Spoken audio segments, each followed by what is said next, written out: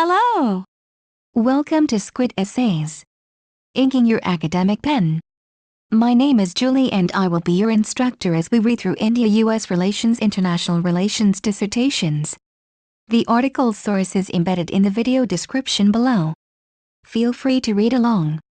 Please note that you can get a custom, plagiarism-free essay for as little as $10 a page at Squid Essays. The link is in the description.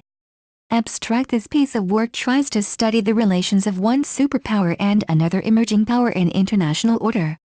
The relations of India-US have passed through a rollercoaster character since 1950s. This study is about the Indo-US relations during post-Cold War period. It tries to present in-depth study of the relation between two states, with historical background, major events of the period, US involvement in South Asia, India, its stand on India-Pakistan disputes. It observes about the transition from estranged democracies to a strategic partnership of the relations. U.S. interests in the region were for many years interpreted as philanthropic rather than commercial or strategic, and the U.S. was close ally with Pakistan. This study is trying to find out how the neglected country for almost 50 years got top priority and finally turned to be natural ally. The relations have passed through different stages from neither friend nor enemy, distant democracies, engaged democracies and finally as natural allies with nuclear partnership. This achievement and transformation is not happened overnight. To achieve these, both countries have passed through different stages over time. The thesis tries to find out some reason behind this quick development in the relations. The transformation happened during post-Cold War period. Behind these transformations, some reasons such as Indian practice of democratization, open market policy, huge development on economy and IT sector played vital role. Likewise, U.S. goal in the region was fulfilled while making good relations with India. After analyzing some major events and immediate reaction, the thesis tries to make an argument that, with other reasons side by side, the nuclear test of 1998 by India was the central theme that helped for the transformations of the relations. Chapter 1 Introduction and Literature Review. Topic: Introduction and purpose of the study. After the end of the Cold War, the United States is leading in the international order, and it is experienced that this time is American time. Its hegemony in policy for liberal democracy, human rights or in any color or form. So its relations with any other part of the world is itself interesting and important. On the other hand, India is the largest democracy in the world and emerging power in the international order. It is economically and strategically threat to the U.S., it is tiger in Asia in terms of population, economy and nuclear capacity. The relation between the superpower and emerging power is obviously important to the students of international relations, politics or common people as well. So it is hoped that this research makes some interesting and important line of arguments. As the tiger economies of Southeast Asia roared away in the 1970s and 1980s, India's biggest achievements remained its ability to feed its own people, and its adherence, against the odds, to democracy. Unshackled by the economic liberalization of the early 1990s, India is already poised to overtake Japan as the world's third-largest economy. The nuclear status of India has been formally acknowledged by the U.S. and, when the UN is finally reformed, it's likely to land a permanent seat on the Security Council. BBC Online, 2009. For over 40 years, the United States has contended with the problem of formatting a coherent policy toward South Asia, a region that contains approximately 1/5 of the world's population. During this time, U.S. policy has surrounded between interventions and withdrawal. Detailed analysis of how Washington determines its South Asian policy, especially with regard to the region's two major states, India and Pakistan. The nations of South Asia contain 1/5 of the human race. They include one state, India, that is certainly the world's largest democracy, and one other, Pakistan, that has been an intermittent ally of the U.S. since 1953. For over 35 years, Washington's policy has shifted uneasily from neglect of the region to intense involvement in its economic, political, and military affairs, seeing in the former certain ideological and moral values and in the latter certain strategic and military advantages. This research tries to fill a gap in understanding of the reasons for American involvement in and policy toward South Asia, especially India. The literature on U.S. foreign policy is dominated by relations with the Soviet Union and Western Europe. American relations with Africa, Southeast Asia, Latin America, and South Asia are relatively neglected and episodic in nature. This absence of interest is especially marked in the case of South Asia. Yet, American decisions have profoundly affected the lives of most South Asians, the societies of regional states, and their external policies. It has often been noted that this influence and the relationship is excessively one-sided. American decisions affect South Asians far more than South Asian decisions can ever affect Americans.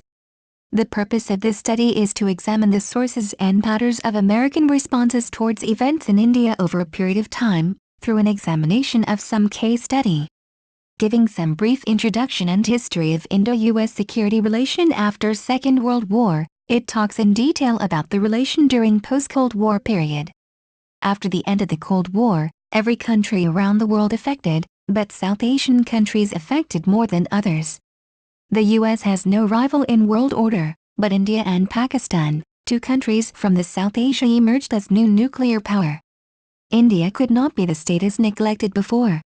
Post-Cold War period saw dramatic changes in U.S.-India relation. Research question. The main thrust of this thesis is to present the Indo-US relations during post-Cold War period, to study main events of the period and to explore the reasons behind the transformation in relations. The thesis is focused on the periphery of post-Cold War leading to 9/11. In the short span of time in 1990s, how the transformation was possible, how the neglected country for almost 50 years got top priority in American foreign policy. It tries to answer these questions. The thesis tries to make an argument that the nuclear test of 1998 was the central theme that helped for the transformation of the relation. The Indo-US convergence was abruptly interrupted by India's May 1998 nuclear tests. President Clinton's initial reaction was simultaneously emotional, to think that you have to manifest your greatness by behavior that recalls the very worst events of the 20th century on the edge of the 21st century when everybody else is trying to leave the nuclear age behind, is just wrong. Because of the fact that both India and Pakistan had been de facto nuclear weapon states, U.S. concerned about the possibility of nuclear war in South Asia, but it was obviously a challenge in Western hegemony as well. Although the U.S. imposed suspension of most military contacts, the nuclear test started a high-level engagements between the U.S. and India. Over time, the Clinton administration adapted itself to the reality that India's great power aspirations included becoming a full-fledged nuclear weapon state. India's 1998 nuclear explosive tests were a blessing in disguise for long-term Indo-US relations. Once the tests exploded the illusion, Washington and New Delhi could get on with the important task of relating to one another on a more equal footing. Methodology. The study is based on academic writings such as books, journal and online resources. While using such material, a great care has been taken in terms of their credibility.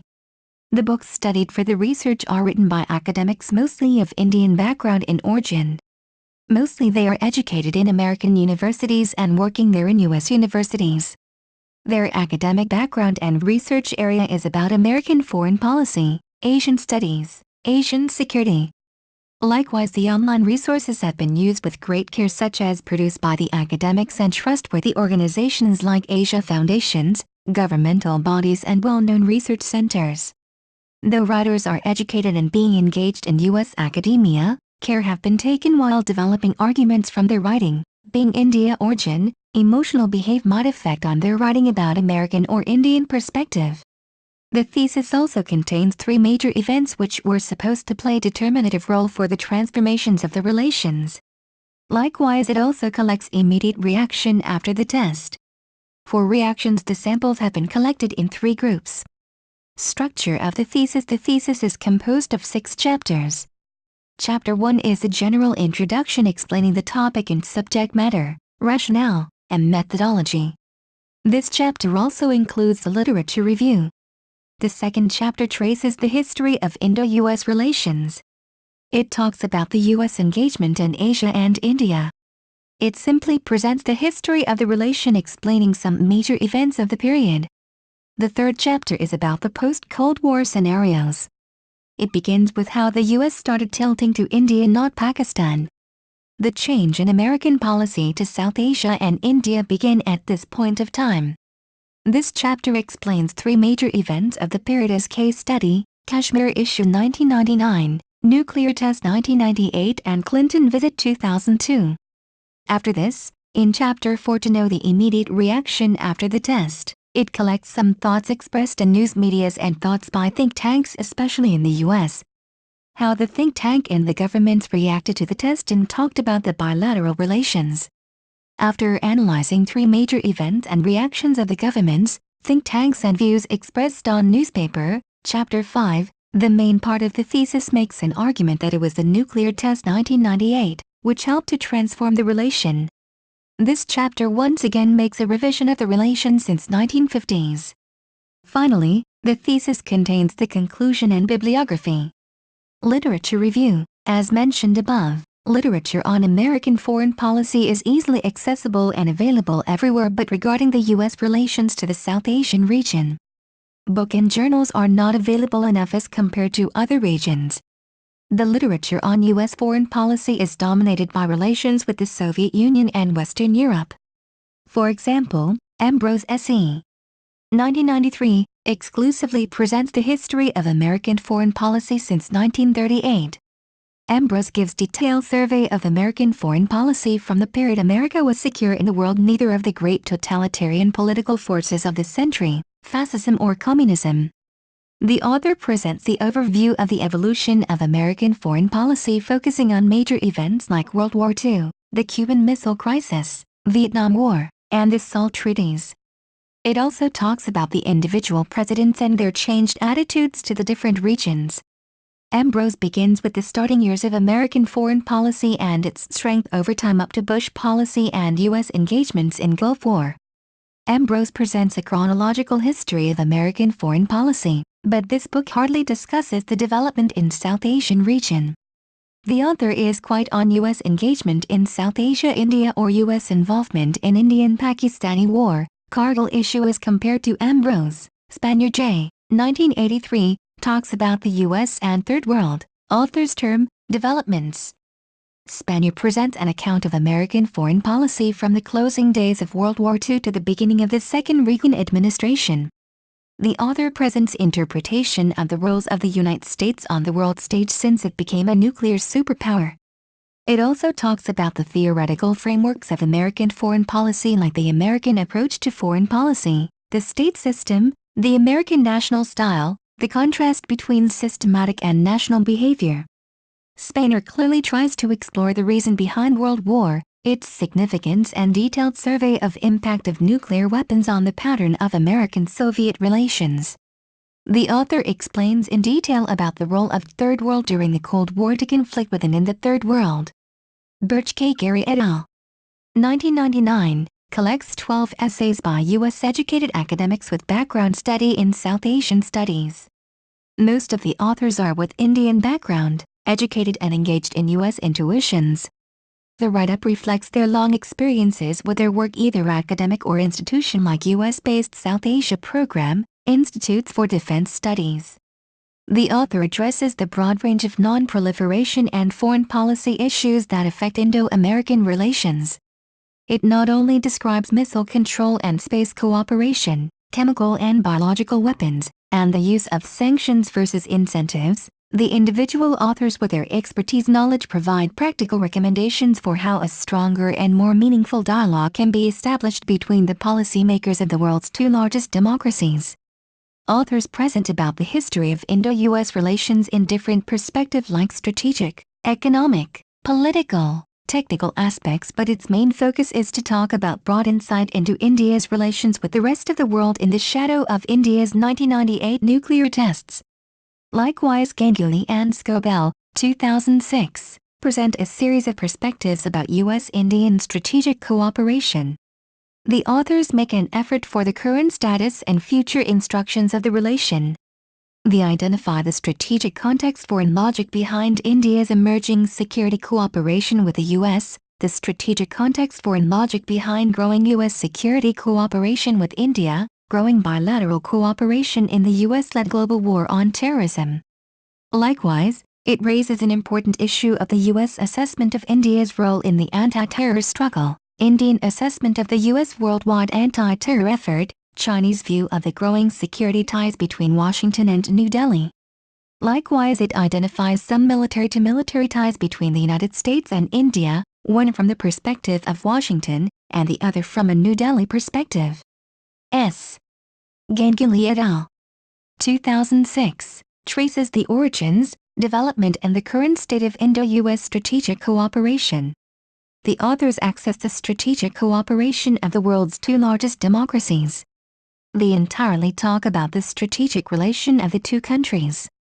The book provides an assessment of Indo-US relations with a particular focus on the evolution of contemporary bilateral relations, focuses on the current state of military-to-military cooperation. The authors highlight the development of Indo-US defense ties over the last few decades and examine its underlying causes.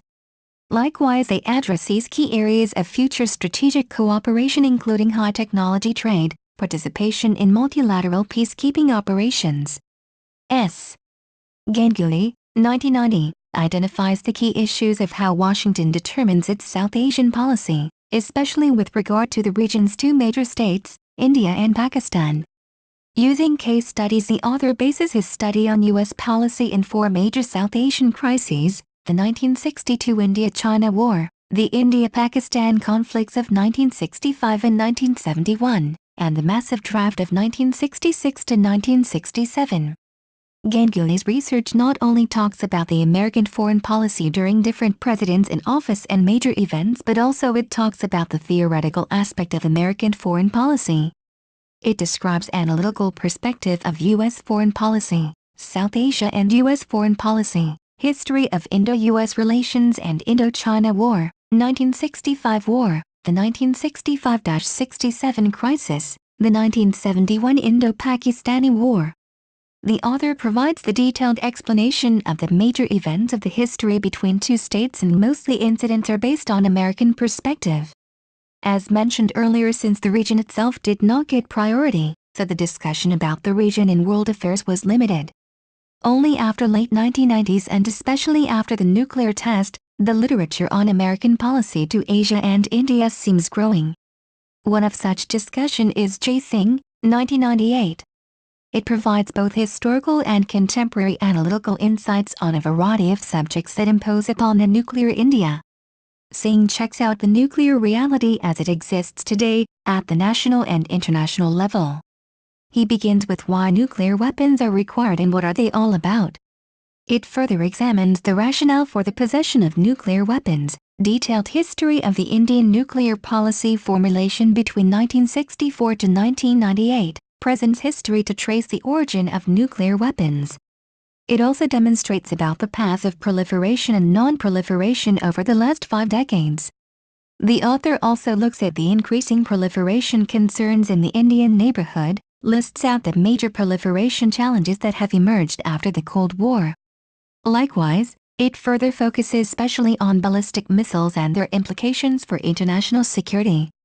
Likewise, it also presents a detailed study of both China and Pakistan's nuclear weapons and missile program, examines the traditional Indian position on the Comprehensive Test Ban Treaty, impact of the nuclear test ban on the post-Cold War environment. It gives enough information about the nuclear weapons, their introduction, how they work and why they are required. It also presents the history of nuclear weapons, telling about the nuclear have countries when and how they conducted it. Jain, Rashmi, ed. 2006, presents the record of the transition of Indo-US relations from estranged democracies to a strategic partnership in the 21st century. It is the inclusive and current study of the political, economic trade, military defense and nuclear proportions of Indo-US relations from 1947 to 2006. Jain discusses the overall trends in relations between India and the United States during the Cold War and after.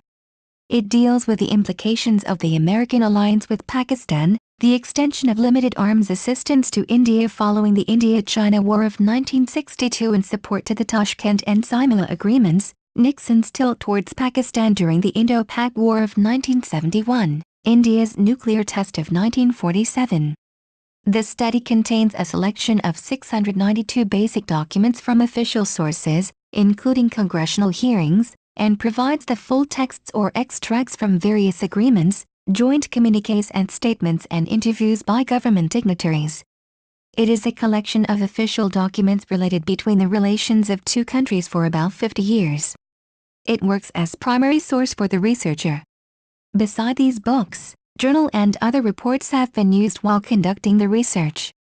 Journals like Foreign Affairs, International Affairs, Strategic Affairs, and online edition of The Economist and news sites of BBC, CNN, The New York Times and Indian newspapers such as Hindu, The Times of India has been used.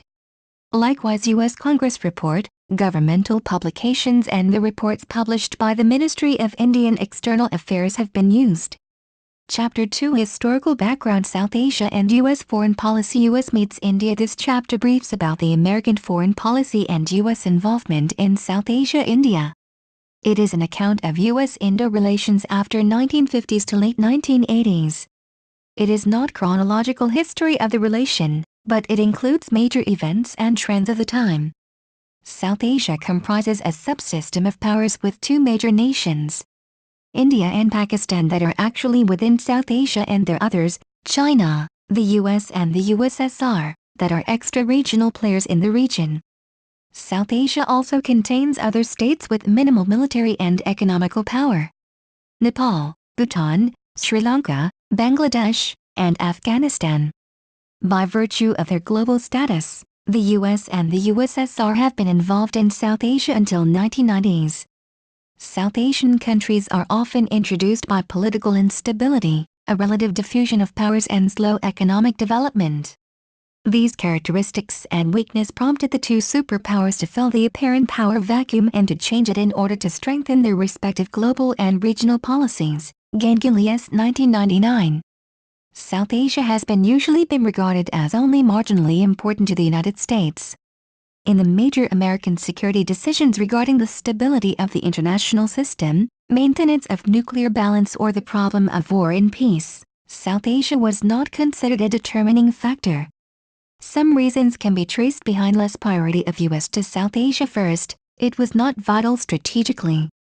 It did not offer any major resources essential to American industry. Second, the low level of economic and political interaction could not generate a positive image of South Asia in the American mind. In American perceptions, the area remained a preserve of British interests. Thus, U.S. interests in the region were for many years interpreted as philanthropic rather than commercial or strategic. R. Arthur, 2006.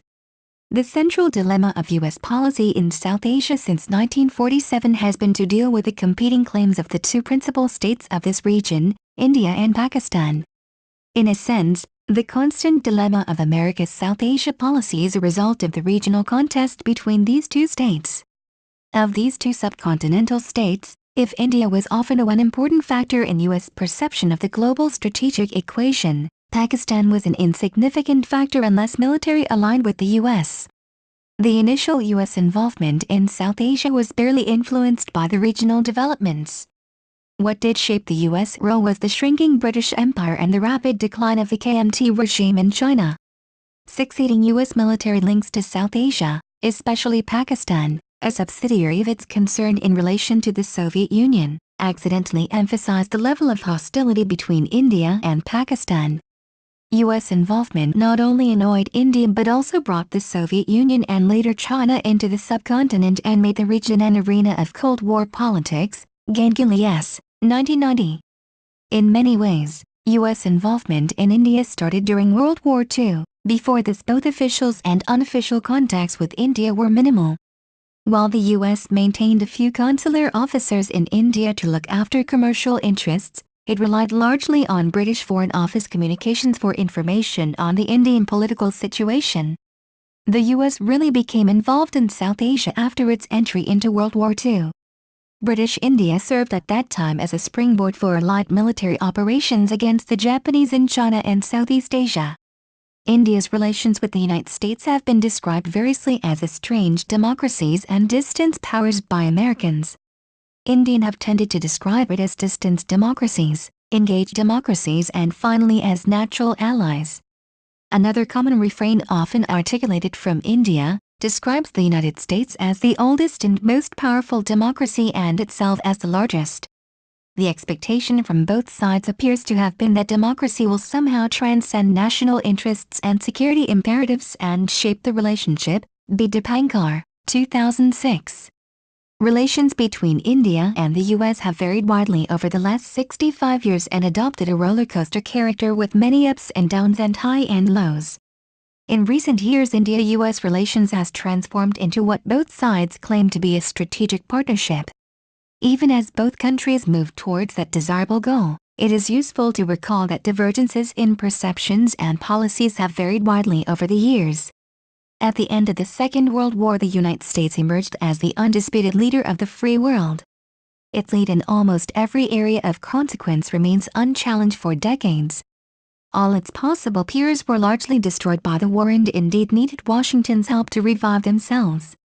The United States did not just dominate the emerging world order, but had the opportunity to shape it by laying out its figures and establishing the international institutions that would determine its future. Within a few years of the war's end, the Soviet Union and the Communist bloc emerged as the only group that could conceivably challenge this order, but only in a limited military sense. For India, the immediate concerns were different. It was to emerge from colonialism and external domination as an independent entity. It had first to fully assert its independence, in which it only got success partially as the nation itself was split into India and Pakistan, addressing the region to internal conflict for decades. India's identity and nationalism had to be developed in additional based on its own values and heritage, and its territories needed to be consolidated. In addition to these concerns, a modern state had to be created almost from the beginning with all its associated institutions. Siraj Mohan, 2003. To achieve these immediate goals, India needed a peaceful external environment, uncomplicated by the rivalries of the global power struggle. New Delhi needed to craft a policy that would provide it a meaningful and autonomous role in a future world, in keeping with its own size, potential, and aspiration. In accordance with these needs, it chose a policy of non-alignment. The term itself was much misunderstood in the world, and particularly in the U.S. India, perhaps justifiably, never fully explained its position, leading many in the West to ask, non-aligned against what? Good and evil? Arbawakitambi, 1996. What Nehru opined was a policy that would enable India to take independent positions on international issues without being tied down by alliances and ideological constraints. The central theme was not to get drawn into military entanglements with major powers. He also hoped this would open up the possibility for India to adopt a position of some leadership of the emerging world. Many practical difficulties emerged, which hindered the implementations of this policy over the years. Over time, other countries also decided to remain non-aligned. On global issues, non-alignment often meant aligning against the West. Overall, this policy prohibited the possibility of a military relationship with any country or grouping. This policy, and differences in worldview, became a major barrier to an Indo-US military relationship throughout the Cold War. Ganguly S., 1990. Indo-US diplomatic relations go back to the presidency of George Washington, when Benjamin Joy was appointed to the position of U.S. Consul in Calcutta, the then Indian capital, in 1792. Nothing of note happened until April 1941. When Girija Shakur Bajpai was appointed the first Agent General of India in Washington, D.C., and Thomas Wilson shifted as U.S. Commissioner from Calcutta to New Delhi. At that time, President Roosevelt understood that a successful pursuit of the war against the Axis powers required India's willing support and cooperation. Roosevelt's support for Indian independence and concern about continuing British rule had left a favorable impression on Indians. Chari Prairie, 1999. Churchill's refusal to contemplate a serious change in British imperial policy compelled the Indian National Congress to launch the Quit India movement in 1942. The Congress leaders believed that only an India that was promised freedom after the war could voluntarily join the war against fascism. Instead, the British responded by locking up most senior Congress political leaders. In spite of this, India's participation in the Second World War was remarkable by any standards. Over 2.5 million soldiers, each a volunteer, fought with allied armies in many of the major threats of the global conflict. This contribution was particularly salient in the Burma Front, without which the outcome would have been considerably less certain. In addition to the roughly 500,000 soldiers from India and the British Commonwealth in this theater, the Allied forces were joined by troops representing the nationalist Chinese, many Africans and, by the war's end, some 250,000 U.S. soldiers, c. 2005. This enormous U.S. troop contribution was easily its largest military-to-military relationship in South Asia. U.S. forces provided the bulk of logistic support, flew substantial numbers of air sorties across uncharted routes in unstable aircraft, and ensured that the Kuomintang forces remained in the war against Japan and China. In addition, there was also the enormous Brooklyn air conditioning plant near Kolkata, the largest in Asia at the time, that stored and supplied food to all Allied forces in the East, the Nerchi, D2000. It might have been expected that this state relations would continue after Indian independence. Instead, the Cold War intervened. India was partitioned and a separate state, Pakistan came into existence in 1947. During the Cold War, the pressure of strategic imperatives often widened the disjuncture between the hope and the reality, resulting in hurtful Indo-US relations. The U.S. support to Pakistan on the Jammu and Kashmir dispute in the United Nations in 1948-49, and initiation of military support to Pakistan in 1954, shed a binding shadow on the relationship.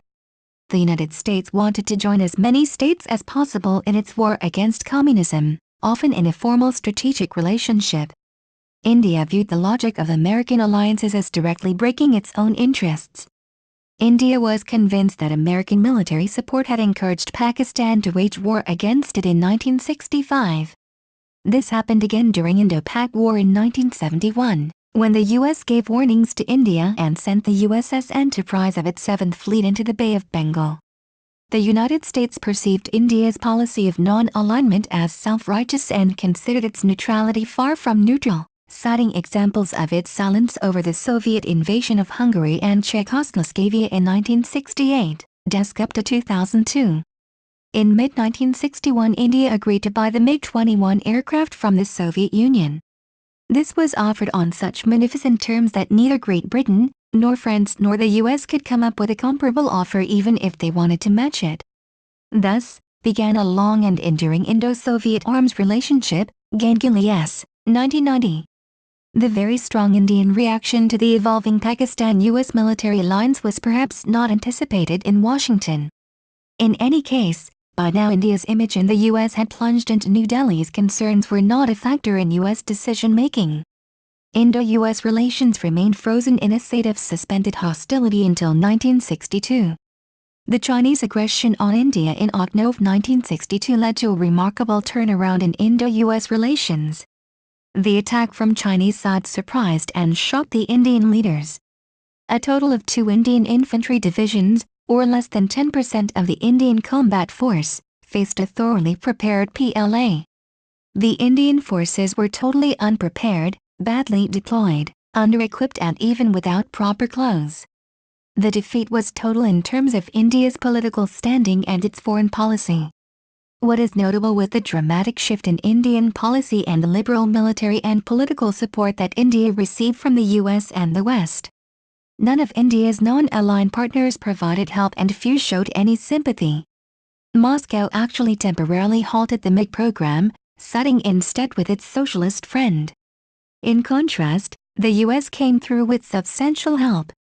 A considerably larger arms package of $373 million was apparently worked out by November 1963 in Washington by Ambassador Chester Bowles, and was to have been signed by President Kennedy on 26 November, 1963. Kennedy said, "We should defend India, and therefore we will defend India." It also sent the aircraft carrier Enterprise from Hawaii to the Bay of Bengal to demonstrate this support, Virginia I-4, 1999. In less than a decade, Indo-US relations changed in another way. The Pakistan Army unleashed a bloodbath on March 25, 1971 in Dhaka, East Pakistan. This led to a mass departure of up to 10 million people to India, which constituted an unacceptable level of aggression. The world, as always, looked the other way. Under President Nixon and Henry Kissinger, the U.S. tilted heavily against India and did their best to avoid this. The same USS Enterprise sailed once again from Hawaii to the Bay of Bengal, but this time with an alarming message. Few knew then of Kissinger's secret visit to China in mid-1971, facilitated by Pakistan, and the deep debt he thus owed to Islamabad. This was without doubt the lowest point in Indo-US relations. Singh, 2005. Bangladesh was born as an independent nation in December 1971. Despite this development, Pakistan retained the same strategic significance to the West, and particularly to the US, as before. Within a decade, Soviet aggression on Afghanistan came about. It proved to be a mistake by Moscow that would ultimately lead to its disintegration. It would also provide the US the opportunity to impose the Battle of 1,000 Cuts through its proxy, yet another martial law regime in Pakistan. During much of the 1970s and 1980s, India and the United States remained on opposite sides of an intensifying Cold War. Singh, 2005. Some positive developments in Indo-US security relations took place during the visits to the US of Prime Ministers Indira Gandhi in 1982 and Rajiv Gandhi in 1985. During Mrs. Gandhi's visit, a science and technology cooperation initiative was launched. As the 50 years reviewed in the history of Indo-US relations concluded in 1991, the global strategic environment underwent a fundamental change. Gorbachev's reforms and the accelerating disintegration of the Soviet Union and its version of communism brought to an end the Cold War, which had decisively shaped US and Indian policies. The US engaged as the sole superpower, its ideology of democratic victories over Marxist communism. Singh, 2005. U.S. relations with India slowly improved during the 1980s, but a legation of suspicion and mistrust remained. Although Washington insisted New Delhi well in tackling its enormous domestic problem, the U.S. showed little disposition to rethink its relationship with India. Washington seemed uncertain, somewhat uninterested in how to fit India into the post-Cold War policy framework. PR Chart 1999. It was almost as if the U.S. did not know what to make of India. The continued poverty of the majority of the country's vast populations contrasted with the rising wealth of the burgeoning middle classes. Unrest and terrorism in Punjab and Kashmir and Hindu-Muslim communal tensions contrasted with the flexibility and strength of Indian democratic institutions. India's growing military power, the world's fourth largest army, the beginnings of Blue Water Navy, and the presumption of nuclear weapons capability contrasted with the economy that continued to progress forward more slowly than most other Asian countries and remained halted by swollen and inefficient public sector industries. Virginia I-4 1999. India and the U.S. now have a shared interest in stability in the Indian Ocean region and a feasible balance of power in Asia. India is large enough, and economically and militarily of sufficient importance, that the Indo-US relationship could have strategic importance in its own right. Unless the Indian government vigorously carries through with its economic reforms, genuinely modifying India's economic policies to open to the country to the rest of the world and to give greater scope for market forces, U.S. business is unlikely to show much greater in India than it is in the past.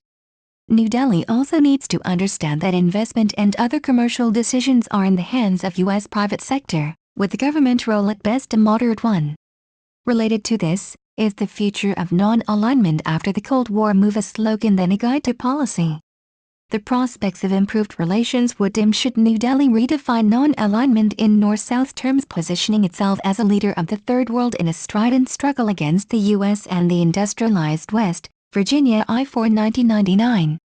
The quasi-nuclearization of the subcontinent could indeed mark as important a change in South Asia on the end of the Cold War. A nuclear Pakistan has, in effect, achieved the strategic equality with India, something it could never have hoped for with conventional weapons. How effectively and calmly Washington and New Delhi deal with this difficult and dangerous problem is certain to have a major impact on the future course of the U.S.-Indian relationship. The countries found themselves on opposite sides of major foreign and security policy issues despite their common adherence to the democratic system. With the Cold War over, Indo-US relations was in another track with some positive indications. Singh, 2005. Chapter 3 Post-Cold War Scenario, Three major incidents. This chapter briefs about the U.S.-India relations during post-Cold War period leading to 9/11. It also includes three major events of the period as a case study which helped to transform Indo-U.S. relations.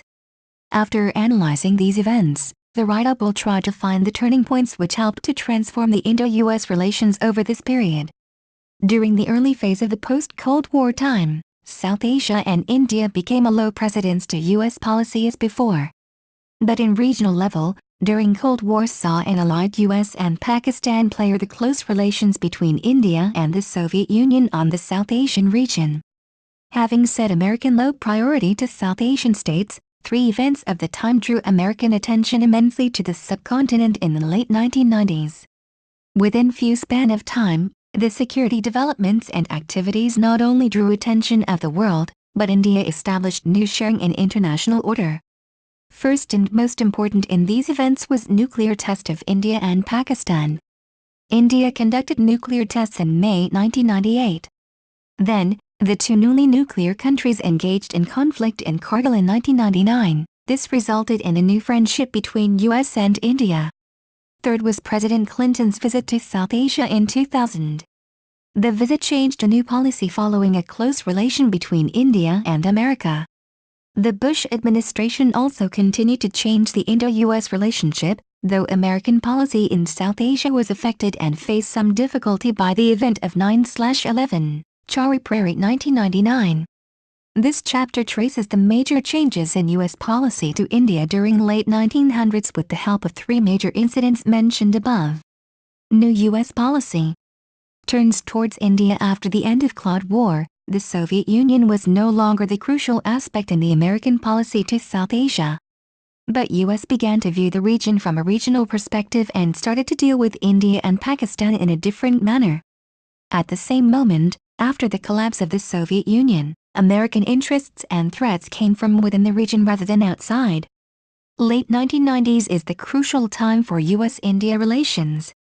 In the 1990s, the U.S. began to tilt toward India as the relation between the U.S. and India was turned to engage democracies from estranged democracies in the post-Cold War period, see Rajamo 2007.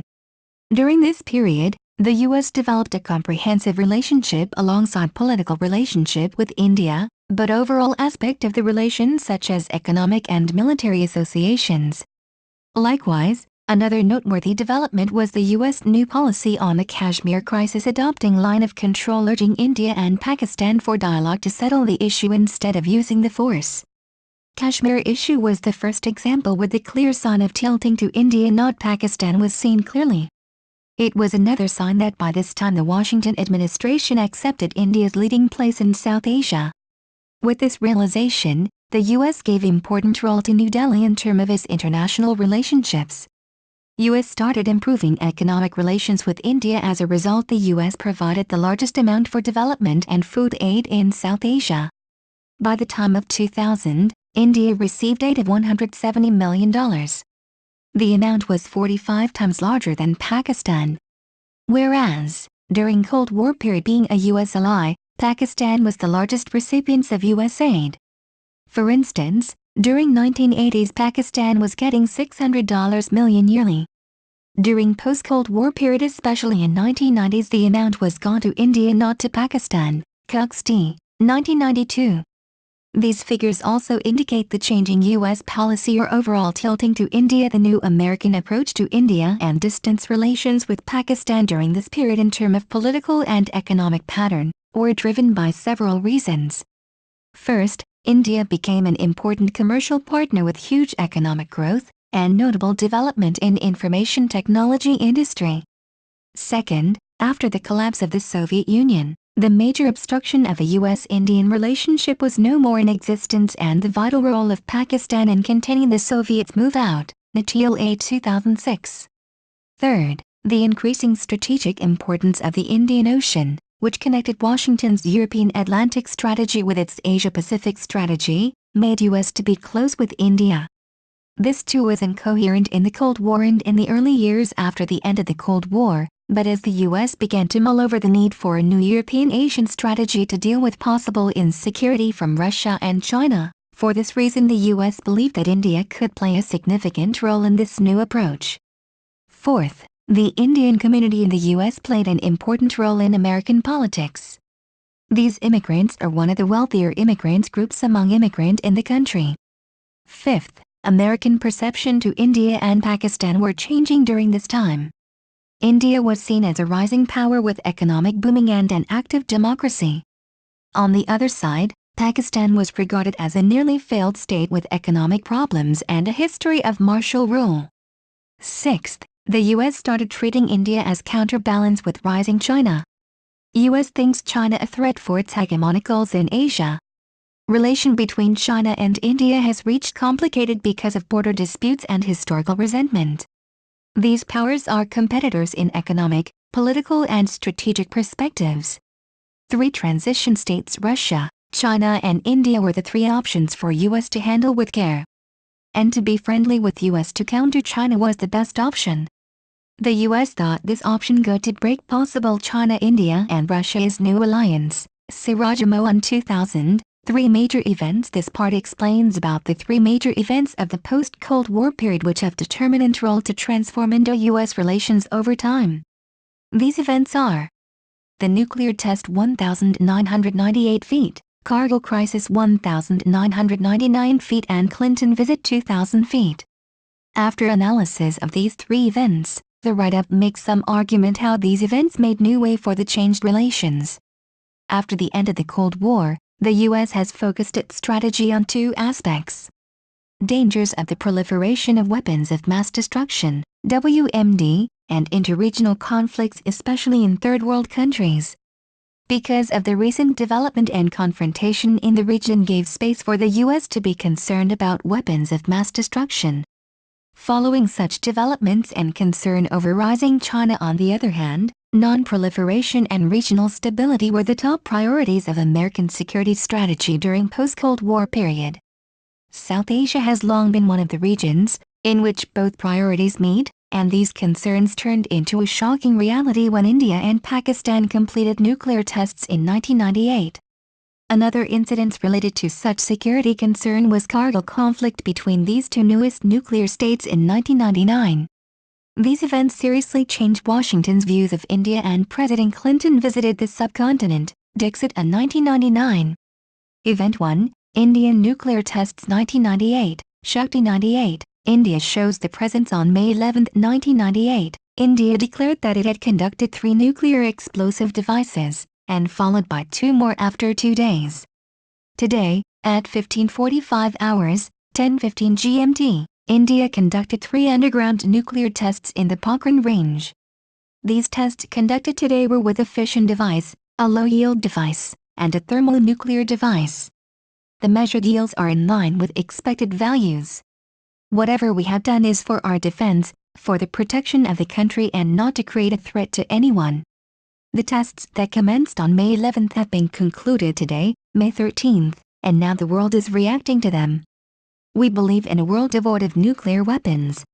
Indian Prime Minister Atal Bihari Vajpayee, May 13, Ministry of External Affairs, India, 1998. On May 28 and 30, Pakistan also announced about its nuclear test. After the nuclear test, India and Pakistan turned to be nuclear states. The United States had to preview its non-proliferation policy. The role of Washington administration increased in this region because it focused on broad regional interests such as preventing possible nuclear war, promoting democracy and interregional stability. In addition, the U.S. was increasing economic growth and investment.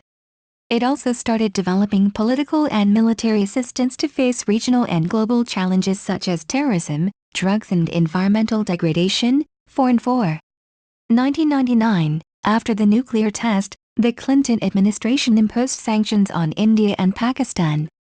But it was not the scenarios of the Cold War period because by this time India and Pakistan have already been the major markets of U.S. The U.S. administration found that its two major policy, trade and sanctions, cannot go together any longer. The Washington Post 1998.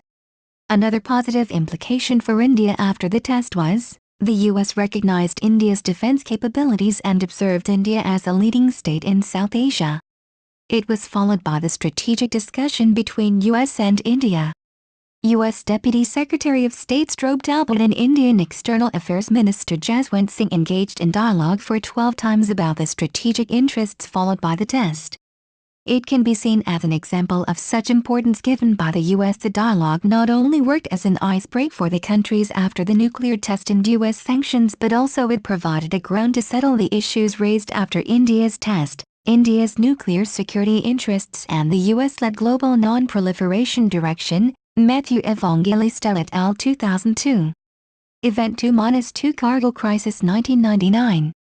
U.S. supports India. The Kashmir issue is the central component of the conflict between India and Pakistan, which has caused war many times, such as in 1947, 1965 and 1971. Since the end of the Cold War failed to end the hot regional confrontation in South Asia, and after the Indian and Pakistani nuclear tests of 1998, the level of tension became higher than before. India and Pakistan faced momentous pressures from the U.S. to reduce tensions through dialogue. One of the icebreakers in India-Pakistan relations was the well-known bus diplomacy of February 1999. Indian Prime Minister Atal Bihari Vajpayee and his Pakistani counterpart Nawaz Sharif held a summit in Lahore and signed the Lahore Declaration. The declaration said that the respective governments shall take immediate steps for reducing the risk of accidental or unauthorized use of nuclear weapons and discuss concepts and doctrines with a view to elaborating measures for confidence building in the nuclear and conventional fields, aimed at prevention of conflict. The Lahore spirit was supposed to work as a practical management to break through the deadlock of the half-century quarrel between both states. Lahore Declaration, accessed online, but the widely perceived bus diplomacy did not work for long because in between April and June 1999, the tension created along the line of control in Kashmir. India and Pakistan engaged into a new full-scale war. During the severe martial clash along the 150-kilometer front in Kargil, India used its air force, which was used after 1971 in Kashmir. On the other side, more terrifying than the Indian side, Pakistani military forces were deploying nuclear missiles near the border with India. The U.S. was observing this conflicting condition closely and was aware of the danger of explosion, especially because of Pakistan's nuclear usage. Because of such conflict, the U.S. told Pakistan to respect the line of control and come back immediately. After immense pressure, followed the talk with President Clinton in Washington. On 4th of July, Pakistani Prime Minister Nawaz Sharif agreed to be back from the line of control. Bruce Riedel 2002. South Asia and India remained a low priority for President Clinton, as it had been for most American administrations. And as always, the U.S. did not believe that it had any vital interests in the region. During post-Cold War period, U.S. stranded tilting to India, not to Pakistan. Remarkable shift to India first policy can be seen in Kashmir issue. Behind such shift some reasons can be traced. Washington got report that Pakistani army crossed the line of control and they were deployed on the wrong side of the line of control. So the U.S. urged Pakistan to withdraw first. Likewise, the reports showed that the Pakistani military was preparing to deploy nuclear missiles, so the U.S. had to stress on Pakistan to avoid the dangerous consequences resulting from any resort to a nuclear option. Ganguly, S. 2001. At this time, the U.S. wanted the good relations with India, and the U.S. favor could be one of such good opportunities for the U.S. to achieve this. Ultimately, through the stand taken on Kashmir issues and Simla Agreement, new American policy to India is observed. The Simla Agreement was signed after the 1971 India-Pakistan War by Indian Prime Minister Indira Gandhi and Pakistani Prime Minister Zulfikar Ali Bhutto. Both parties agreed that, in Jammu and Kashmir, the line of control resulting from the ceasefire of December 17, 1971 shall be respected by both sides without prejudice to the recognized position of either side. Neither side shall seek to alter it unilaterally irrespective of mutual differences and legal interpretations. And both sides further undertake to refrain from threat or the use of force in violation of this line. Schaefer HB 2001. Kashmir issue was resolved through direct dialogue between India and Pakistan, and U.S. interest was also fulfilled, but it turned expensive for Pakistani Premier's political career. Sharif's decision to withdraw aroused strong dissatisfaction in the Pakistani military and gave drive to a military coup. In the bloodless military coup, General Pervez Musharraf declared himself as the president. As an outcome of the coup in Pakistan, the U.S. forced sanctions on Pakistan, saying that recent developments breached U.S. goals in the region. Interestingly, besides the sanction, the overall U.S. reaction following the coup was almost quiet. On one side, while calling for an early return of democracy, the U.S. continued doing business with Musharraf-led government. After those developments also, the U.S. assured a policy of positive relationship because Pakistan was important and could not be ignored, but also because the U.S. viewed General Musharraf as a person with moderate political view in spite of deposing the elected government. Though Pakistan was a problematic state, but it could not be disregarded because it was not in the interest of the U.S. to see Pakistan collapse. Ganguly, Sumit, 2001. Event -3 The Clinton Visit 2002 India is a great nation. Clinton. U.S. President Bill Clinton made a significant visit to the South Asian region in May 2000. During the visit, in an announcement published by both sides entitled Indo-U.S. Relations, A Vision for the 21st Century, the Indo-U.S. relationship was deemed to have entered a new stage with continuous, constructive in the political area and beneficial in the economic arena. The New York Times 2000. The agreement made the ground for overall bilateral benefits such as security, financial, political and social activities. Furthermore, both the countries agreed to establishment bilateral dialogue throughout meetings in different levels to work on bilateral cooperation in different sectors. President Clinton, while addressing to Indian Parliament, explained News American policy towards South Asia. His first and foremost emphasis was on the non-proliferation issue. He time and again stressed to stop the product and trade of nuclear-related materials. Likewise, Clinton also urged both the countries to sign CTBT. Indian Parliament 2000. Stressing on regional stability, Clinton assured both India and Pakistan that the U.S. was ready to help to return to the Lahore peace process. During his 5-day stay in India, President Clinton repeatedly called India a great nation and hailed its leadership in the region. The Tribune India 2000, on the other hand, in his comments during his 5-hour stay in Pakistan, the president not only urged Pakistan to show self-discipline on Kashmir issue but also suggested to engage in serious dialogue with India. The Hindu 2000. Chapter 4 Nuclear Test 1998, Immediate Reactions.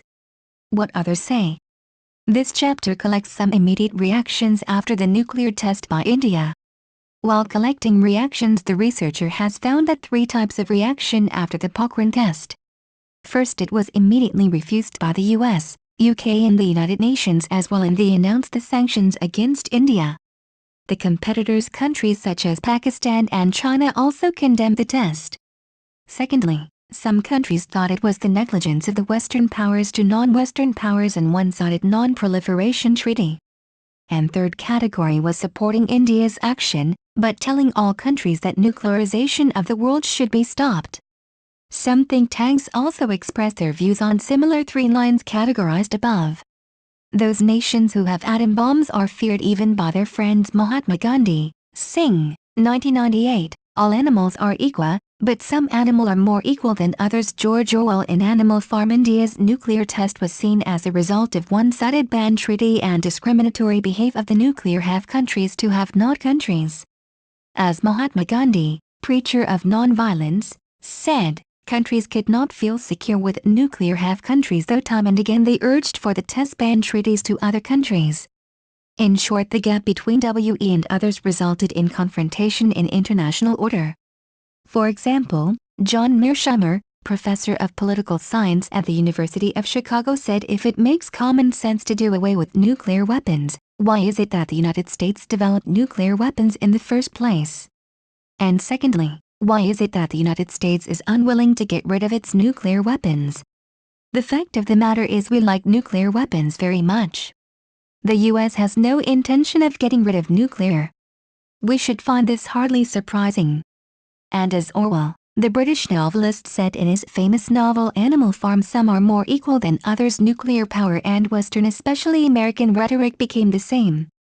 If America can produce nuclear weapons, why not other countries? That's why the media and public perceptions found that country as either American ally or competitor of Indian power. Their somehow common reaction was that not only India but all nations should give up developing nuclearization world. Similar to his reactions, Richard N. Huss, Director of Foreign Policy Studies, said, "India has confronted us with a challenge, but not as yet a catastrophe. It is also important that we act to preserve the U.S.-India relationship. The United States ought not to cancel diplomatic contacts with India. Ties with a country with 1 billion people, a large and growing market and a robust democracy. Isolating India will not serve U.S. economic or strategic interests. Nor would it weaken a government that has taken a step applauded by most Indians, who wonder why the world is prepared to live with China's nuclear arsenal but not India's." What, then, should the United States do? We should work to build international support for narrow sanctions that target the immediate problem, namely India's nuclear and missile programs, but that do not go so far as to turn a friend into a foe. Cutting off all American and international economic support for India risks turning this enormous country into the newest Asian problem. It should be taken with care that all proliferation is equally bad, whoever are taking part in this. Indeed, discrimination is at the heart of the entire non-proliferation regime in that it treats 5 countries, the United States, Russia, China, Great Britain and France, different from everyone else. Double standards, and triple standards if need be, are what a realistic and successful foreign policy is all about. Soon after India's nuclear tests, Prime Minister Vajpayee emphasized that India believes in a nuclear-free world, but it cannot be discriminated or one-sided. The reason India did not sign the Non-Proliferation Treaty and the Test Ban Treaty was because these treaties, as India urged, were discriminatory between the nuclear have and have not, which created the situation of virtual nuclear apartheid. Though India faced severe criticism and sanction from the U.S. administration and the UN, for American scholars and think tanks, it was not shocking and they took it easily that someday it was happening. It is because of U.S. hegemony and dominant role in international order after Cold War scenario. After 1998 nuclear test, people's perception of India seems different from the previous one. These reactions also helped to generate new U.S. policy to India. A survey of American public opinion conducted by the Chicago Council on Foreign Relations states, India is seen in a new light in the 2002 survey. The percentage of respondents saying that the United States has a vital interest in India has increased by 29 percentage points to 65% since 1998, the largest increase for any country. The percentage of respondents who see it playing a greater role in the next 10 years has jumped from 26% in 1998 to 40% in 2002, the largest increase for any country, Chicago Council on Foreign Relations, online. After the test, the U.S. imposed the sanctions to India, but it was not perceived in U.S. itself. Since by that time India was a big market for the U.S. and it was believed that sanctions and business could not go together. To support this idea, we can notice the interview of Henry Kissinger, former Secretary of State. CNN's Moneyline talk show, Dobbs, India, setting off 2 more tests after international condemnation of those tests. What is your analysis? Kissinger, the second problem is that India is a major country, population of 800 million, basically friendly to the United States, and while some measures are mandated by Congress, some are necessary for the sake of our non-proliferation policy, we ought to look 2, 3 years down the road and see what our long-term relationship should be.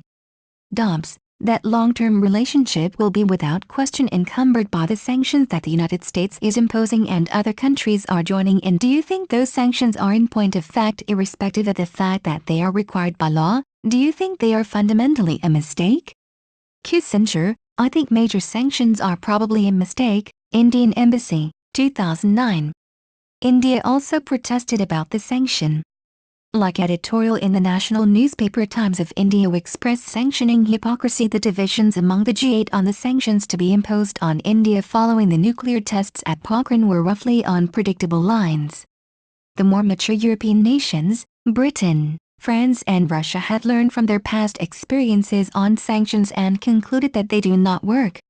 The United States, the most strident advocate of nuclear weapons for itself and non-proliferation to others, must come to terms with this reality and start discussing nuclear disarmament. That is, the message of Pokhran. It was obvious that countries such as China, Pakistan and Japan, which was considered the competitor in the region, they strongly opposed the Indian action. 3. Reaction expressed on newspapers in those respective countries.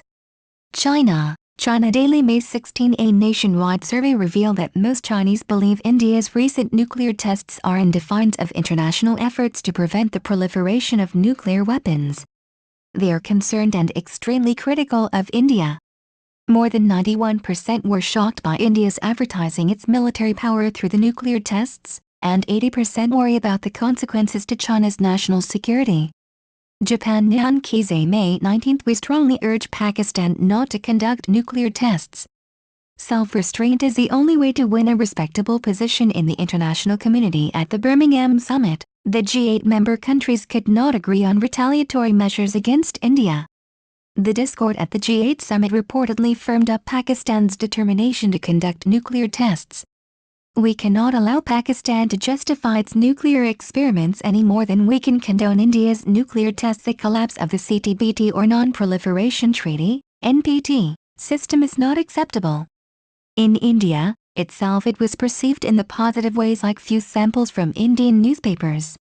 India editorial in the Indian Express May 22. The nation has savored its nuclear triumph long enough. If the first step toward doing this is to moderate the chest thumping and come down to earth, the next one is to exploit this demonstration of India's nuclear capability to create stability in the region, rather than instability and self-confident nation in some countries. It was taken as Western and non-Western conflicts, like a newspaper in Spain said. Spain, ABC News May 20. Why should China be a member of the nuclear club and India not? Why does the United States court China, but treat India like a second-class nation? Despite its 51-year history of democratic government affirmed over the course of 12 general elections. Philippines Star May 22. The Americans, Brits, and Russians and the Chinese are threatening trade and economic sanctions against India. Don't expect the Indians to back down. However, they're anxious to assert themselves as an equal of the big powers. Why should the nuclear club be exclusively the property of the West and their Chinese neighbors? They're now shouting. The Indians want a seat in the UN Security Council for starters. UK Daily Mail editorial. Of course, nobody in his right senses wants to see an arms race in Asia. But why should India listen to the Americans when there is so little progress in disarmament between the West and Russia? There would be more hope of a sane outcome if Washington, Moscow and Beijing led by example. Likewise, Rosenthal writes in New York Times, Americans should understand that it was the West, particularly the US, that built the policy road leading to the Indian underground explosions. It shows attitudes about India are the same Western mush of arrogance, ignorance and condescension that they have been for the half-century since Indian independence. Think of yourself as Indian for a few paragraphs, not a Gandhi Indian, few of those left, but just Indian, one of the millions who delightedly approve of the nuclear tests that put such a startled face on Washington. China sells nuclear technology and missile know-how to Pakistan. The US does not penalize China. We like that, as Americans would like Mexico getting military parity with the US plus nuclear stuff from Russia. Indian intelligence takes fewer daily naps than American, but are we sure China can never surprise us again, and that if it were losing it would never ever use nukes? Our socialist defense minister says China is our most dangerous opponent. But listen to Mr. Clinton talk of his priority, American democracy and Chinese dictatorship knitting together in trade and security strategy. What strategy? Was India consulted, even thought about? Washington's policy was a little pat on the head or a scolding finger, and still is. Objectives for the tests gaining prestige among third world powers, to shout into the American ear, look at us, speak to us, we are India. From the above observation we can reach a conclusion that though UN, US and other countries warned India for its nuclear test and they imposed the sanctions, but the think tank and media worldwide appear in favor of Indian actions. If they don't accept the Indian idea of test as an adequate action, at least what we can say is they wanted non-discriminatory behavior of the countries. We can further argue that nobody is happy that India became the nuclear state. It ultimately creates confrontation, but what the countries wanted was nuclear-free world. We can trace the essence of above collected editorial and write-up as it's better to start from the US or other nuclear have countries rather than teaching and giving the list for the countries saying do this and don't do this. If there is law, it should be for everybody including rich to poor countries, eastern to western part of the world. Because of the reaction of think tanks and the media reaction, the US could not stand long for its sanction. It was hard for the US to keep on stand because India is a big market for the US. Furthermore, Indian economic development and democratic practice, India was not the country of Cold War period to be ignored easily. For the US it had no option to engage in dialogue and settle the crisis peacefully. That's why President Bill Clinton handled the crisis tactfully. Lifted the sanction, he not only visited India but repeated many times India is a great nation. And after long high-level dialogue, finally US signed nuclear deal with India and the overall relations went smoothly.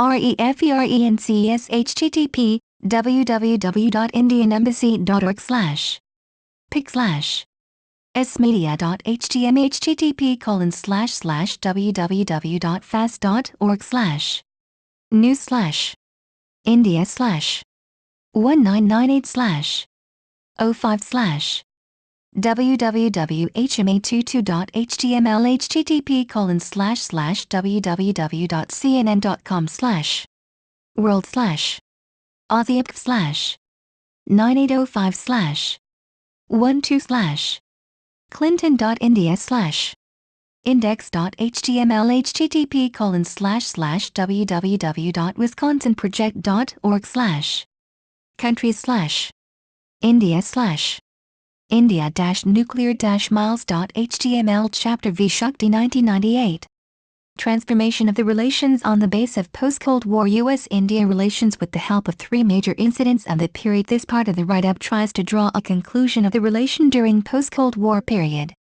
It also tries to summarize the relation. From the close observations of bilateral relations in previous chapters, an effort has been made in this chapter to collect the arguments in favor of a transformation in Indo-US relations. The conclusion has been drawn after the study of relations since 1950s, close observation of major events of the time and US reaction with comparison with the post-Cold War period. Many reasons such as democratic practice, boom of economy and tremendous developments on IT sector have been found behind the transformation of the relations during post-Cold War. Above all, from close observations in previous chapters, we can strongly argue that the Indian decision to go nuclear in 1998 played a catalytic role in transformation of the relations. It was Shakti 1998, Indian name for the nuclear test, which changed the entire scenario and enlarged for a changed US policy towards India. Also, the May 1998 nuclear tests helped India rise tightly in relation to its security concerns and threats and to claim space in international order. Introduction: India's decision to test nuclear explosion and be a nuclear state in May 1998 and the succeeding Indo-US re-establishment results a turning point in the history of the relations of US-India. The end of the Cold War began a new era in Indo-US relations. The Soviet Union collapsed and the US was free from the Cold War politics and its hangover. The result was that India was in the first place of its choice for exploring for vital interest. On the other hand, Pakistan, which has been the ally during Cold War period, got low priority for the Washington administration during post-Cold War period.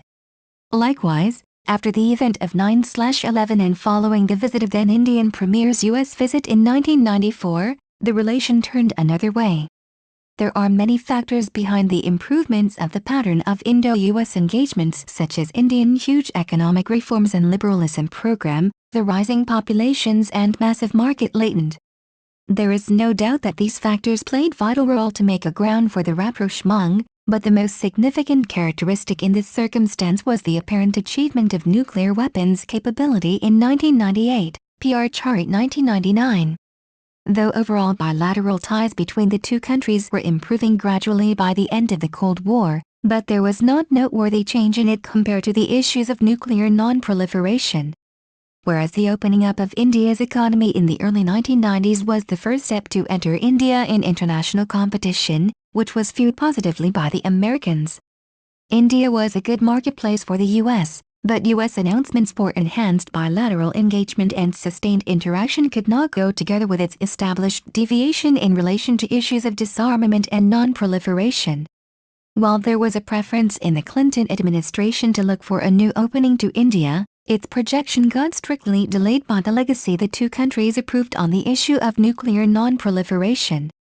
So the sanction imposed by the U.S. immediately after the nuclear test was not perceived positively in the U.S. because sanction and trade could not go side by side. Finally, the U.S. had to lift the sanctions.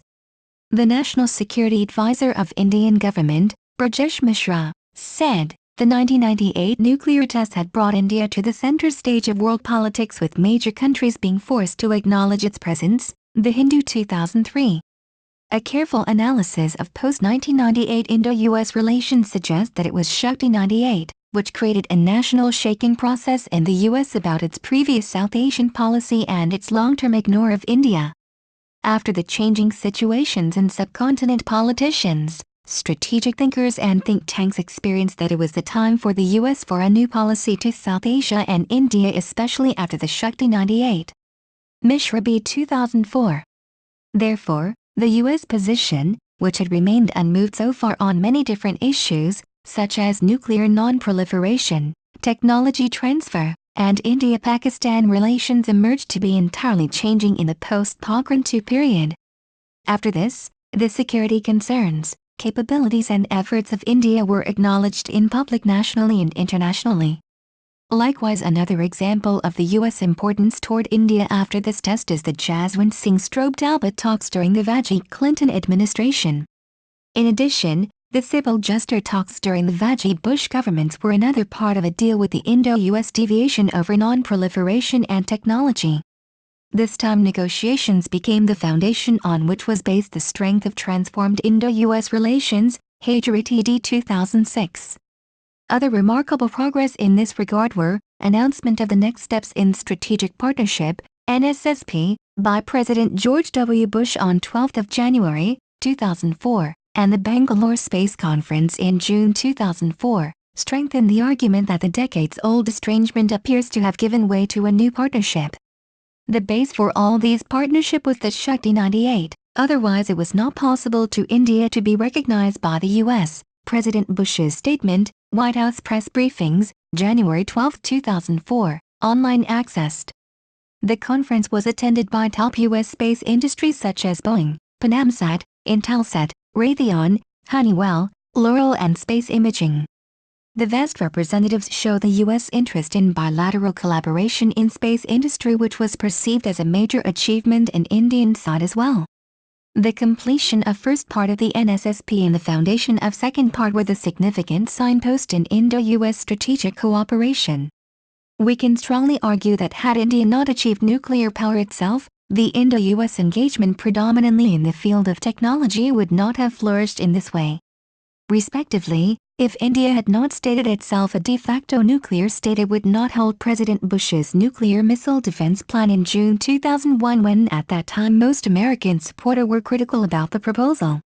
It can be argued that the May 1998 nuclear explosions acted as a catalyst in transforming Indo-US relations, conducting in a new era of relations. Furthermore, the 9/11 attacks toughened this positive shift in the relationship. As described in Chapter 2, starting from the pre-independence period until the end of the Cold War, the two countries seemed to fall short of fulfilling one another's expectations and objectives. India wanted strong U.S. support to accelerate its struggle for independence, whereas U.S. paid more attention to World War II priorities and to Prime Minister Churchill's sensitivities towards Indian independence rather than supporting India's democratic struggle. Cox, D. 1993. The Indian independence movement located U.S. officials in a predicament that challenged American idealism, political activism and diplomatic skill. However, pragmatism succeeded and U.S. policy tilted towards its valued ally, Britain, rather than towards supporting Indian independence. Another factor that would have influenced Indo-US relations then could be their basic national character. India's intrinsically impractical approach as a promising nation-state collided with American pragmatic approach as they followed their individual foreign policy goals. Banerjee D. 2000. In addition, There were other differences in terms of history and culture, as well as the internal and the external status in which diplomatic and military questions were addressed by both democracies. As described above, the relationship went through many ups and downs, which could be pointed below as main points. 1950 U.S. began relief agenda. 1954 Pakistan's enclosure in the coalition system. 1961 the endeavor to stop Indian use of force in Goa. 1962 India and China engaged in a border war. U.S. supported India. 1971 the posting of the carrier, USS Enterprise, into the Bay of Bengal. In 1971-1974 U.S. reaction to India's peaceful nuclear explosion and technology sanctions differences experienced during Korean War. Japanese peace treaty. India's failed to sign it. Resentment over the increase of rupee currencies by the U.S. The end of the Cold War and collapse of the Berlin Wall gave way India and the U.S. from the limiting boundaries of their previous favorites. A positive change in the relationship between the two countries was witnessed in the post-Cold War era. Both the countries were prepared to start a strategic dialogue and work for a changed and improved partnership. Yet, two main issues, global disarmament and nuclear non-proliferation, were disputes between them. Indefinite extension of the NPT in 1995 and the CTBT debate in 1996 in Geneva repeated the two countries' past differences on their positions on the issues of nuclear non-proliferation and the test ban. The discriminatory issues in the NPT 1995 attached with the provisions such as entry into force of the CTBT gave sufficient reasons for India to believe that such steps were taken by the nuclear have-states to stop India from joining nuclear club. Therefore, from Indian point of view, it was unacceptable for them that its national security to remain vulnerable through its exclusion from the nuclear club, whereas its existing members and their allies would enjoy the unrestricted defense of nuclear weapons. As a result, it chose to exercise its nuclear preference to address its security concerns and threats. TV Paul, 1998. Post-Pokhran period. The nuclear tests conducted by India in May 1998 made the world astonished, mostly the United States. The Indian explosion was at the very time when non-proliferation was on top of American foreign policy. The U.S. suspected that Indian nuclear test might threaten its policy plan to create an international non-proliferation regime. American official statements either at home or in any multilateral debate were full of remarks to suggest evidently to the countries, India and Pakistan, and others as well, that this kind of action would never be tolerated. Washington's intent of taking severe action against India was evidently noticeable in President Clinton's statement issued on May 12, 1998. It read, "I want to make it very, very clear that I am deeply disturbed by the nuclear tests which India has conducted, and I do not believe it contributes to building a safer 21st century. The United States strongly opposes any new nuclear testing. This action not only threatens the stability of the region, it openly challenges the firm international consensus to stop the proliferation movement. I call on India to announce that it will conduct no further tests and that it will sign the Comprehensive Test Ban Treaty now and without conditions. I also urge India's neighbors not to follow suit, not to follow down the path of a dangerous arms race. As most of you know, our laws have very stringent provisions, signed into law by me in 1994, in response to nuclear tests by non-nuclear weapon states. And I intend to implement them fully." President Bush's statement, White House press briefings, online assessed. The president's such reaction turned into action when economic sanctions were imposed upon India and Pakistan based on the Nuclear Non-Proliferation Act, 1994. Though India challenged the sanction, the Washington administration, upon Indian request, was ready to hold a dialogue and work out for a bilateral relationship. As a result, both parties agreed to engage in dialogue led by Jaswant Singh Talbot in June, 1998. Practice like this, as quick action like this, was exceptional in the history of two countries' relations. In addition, another unique action was the necessity felt by policymakers in the U.S. because of the fact that India was now a de facto nuclear nation, to rethink and restructure U.S. policy towards India. At this phase of time, a subtle stage had been experienced in Indo-U.S. relations, and it required sensible management by both parties. The high-level dialogue team led by Jaswant Singh and Talbot was engaged for 12 rounds of intensive talks and managed to guide their governments toward a constructive way. After these talks, A significant change in U.S. attitude regarding non-proliferation concern was observed. It also helped both countries to take time to create a friendly atmosphere and warm up the relations. After the nuclear test of May 1998, the major accomplishment for India was the U.S. favor to India during Kargil crisis in 1999. The U.S. favor to India in Kargil issue and made way for the new and improved relations between New Delhi and Washington, to receive a Schaefer 2001. One of those constructive indications in improved and changed relations between the U.S. and India was the U.S. declaration of President Clinton's visit to India scheduled for March 2000. The Clinton visit reproduced the joint longing of both countries to move towards a forward-looking and politically constructive cooperation. During the visit, many bilateral agreements were signed. Such agreements could be seen as the proofs of encouraging form of the relation. It was again supposed that the visit placed the strong ground for transforming Indo-U.S. relations, which got an enhanced space during the first Bush administration, ran on in 2009. President Bush also continued the Clinton policy in South Asia and India with enhanced nuclear policy.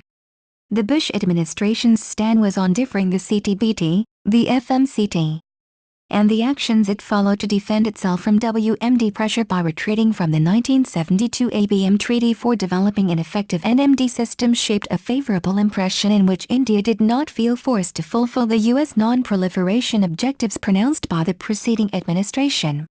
Looking at the Indo-U.S. partnership from an international outlook, both the countries agreed to make preparations to change the natural alignment into a constant, significant and bilateral tie, which they believed was best to fulfill their national interest and international arrangement. Michael R. Chambers, 2002. Post 9/11 Scenarios 9/11 terrorist attack is believed to change the world political scenario. As Indo-U.S. bilateral relations were on the way of transformations after the nuclear test in 1998, the terrorist attacks on the World Trade Center and the Pentagon again changed the circumstances in South Asia, especially American policy to India and Pakistan. The U.S. administration had now more responsibilities to tackle with its new priority on terrorism, with previous concerns such as the democracy and the global economy. With this new role already on hand, the combined goal created a critical situation for American policymakers in terms of outstanding a balance between its newfound strategic colleague India and the crucial Pakistan in the anti-terror global movement. Amid such condition yet, the U.S. carefully and sensibly handled the South Asia policy that it saved not to ruin the newly formed and transformed relation with India. It dealt with India and Pakistan separately, but managed to maintain the relation. As a result, these developments happened: elimination of sanctions on both India and Pakistan, continuity of security cooperation with India, recognizing India as a future global power in the NSS 2002 document, American role and the procedure in the war against terrorism was not perceived in India and it was criticized.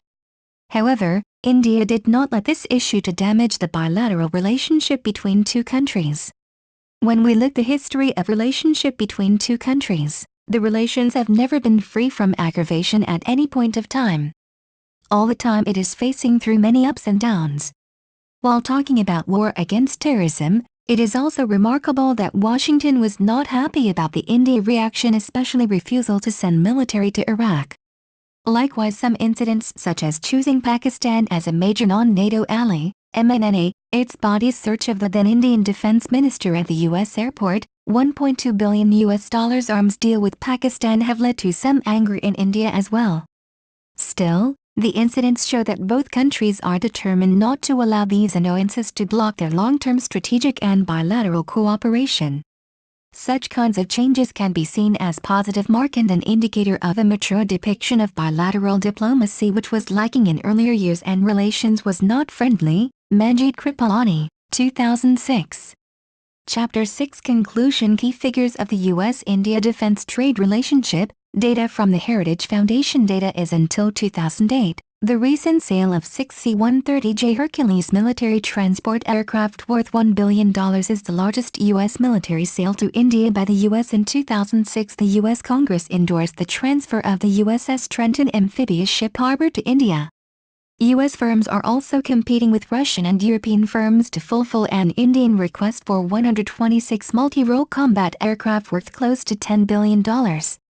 U.S. companies are bidding to supply 197 light observation helicopters and 22 combat helicopters to the Indian Air Force and the Army Aviation Corps at a cost of about $1.5 billion. In 2005, both the countries signed a 10-year defense framework agreement. The agreement includes expanded joint military exercises, increased defense-related trade, and the establishment of a defense and procurement production group. The U.S. and India have conducted more than 50 military exercises since 2002, which clearly shows about their rapid growth in military relations as well. Chris Buckley, 2008. Some points summarizing Indo-U.S. relations during post-Cold War. In both the countries have come out of the neither enemies nor friends status and freed themselves from the limiting boundaries of Cold War beliefs. The central dilemma of U.S. policy in South Asia since 1947 has been to deal with the competing claims of the two states, India and Pakistan. In a sense, the constant dilemma of America's South Asia policy is a result of the regional contest between these two states. This was increased when these both states became nuclear nations. India's relations with the United States have been described variously as estranged democracies and distant powers by Americans. Indians have tended to describe it as distant democracies, engaged democracies, and finally as natural allies. Another common refrain often articulated from India describes the United States as the oldest and most powerful democracy and itself as the largest. Many factors have been engaged to develop and change the relation in this way. Such factors pointed as India throughout diplomatic agenda and policies has successes able to tell the American administration that a nation of its huge size, people, democratic practice, booming trade and economy, market latent, human resource, and its geopolitical significance could be of considerable consequence to the U.S. The political and economic development developed in such a way that India was not the country of Cold War era to be ignored. During post-Cold War period, India was able to deliver the message to the U.S. that India has more to offer to the U.S. and the world. Above all, the main reason of the transformation of the relations was nuclear test 1998, which helped to transform the relation. Since India became de facto nuclear state, the U.S. was serious while handling the relation with the state, and U.S. went on engaging nuclear and the bilateral deals such as trade, space and information technology. After the test, India showed its presence in international order, being member of nuclear club with huge market economy. As a result, for the U.S. it was beneficial and essential to be engaged with India because it was concerned not only with nuclear capabilities, it had interest in huge Indian markets as well. Moreover, to counter the rising communist China in international order and in Asia itself, the U.S. wants India to be its ally. Priority shift in the U.S. foreign policy objectives towards India during post-Cold War and after 9/11 can be seen with these main concerns. Nuclear non-proliferation in regional and international level. Balanced disputes, confrontation between Pakistan and India, trade and commerce. Huge Indian market counterizing China through helping India, terrorism, energy security, supporting democracy.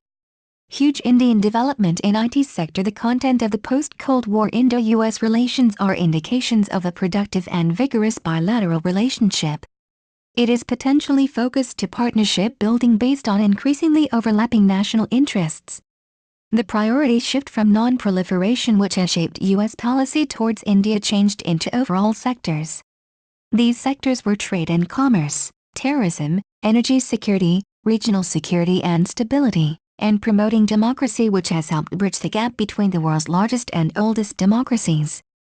India's open market, confident diplomatic activities and a de facto nuclear status attached with its economic and political potential, such as possibility of a permanent seat on the Security Council in the United Nations, is a hint of India's emergence as an international power.